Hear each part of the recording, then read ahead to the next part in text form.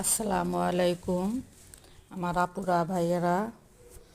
আমি আজকে একটা নতুন রেসিপি নিয়ে আপনাদের সামনে হাজির হয়েছি।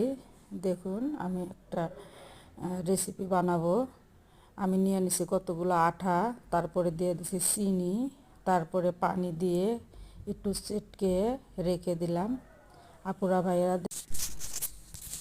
আসসালামু আলাইকুম আপুরা ভাইয়েরা, আমি নিয়ে নিছি কতগুলো চাইলের গুঁড়ি, দিয়ে দিচ্ছি চিনি। আমি একটা নতুন রেসিপি করব আজকে, তেলের পিঠা বানাবো।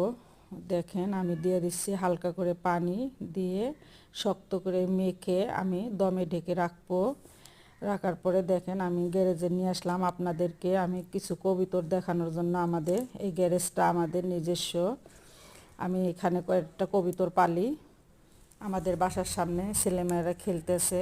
এই পিচ্চিটা আমাদের বাসার সামনে আমরা ময়লা জড়ো করে আগুন ধরিয়ে দিচ্ছি। আপুরা ভাইয়ারা, একটা ভিডিওতে আপনাদেরকে আমি দেখাইছি যে আমরা এক জায়গায় যাচ্ছি ঘুরতে পশুর বাজারে। সেখানে যায় আমরা দুইটা চীন হাঁসের বাচ্চা নিয়ে আসছি। দেখেন আমার বাচ্চা দুটো কত সুন্দর হয়েছে। এখন আমি আটাটি গুলিয়ে নিলাম। এখন আমি পিঠাটি ভেজে নেব। কড়াই বসিয়ে দিলাম। কড়াই হিট হওয়ার পর আমি তেলগুলো দিয়ে দিলাম। তেলটা হিট হয়ে গেলে আমি পিঠাটা দিয়ে দিলাম আমি পিঠাটা।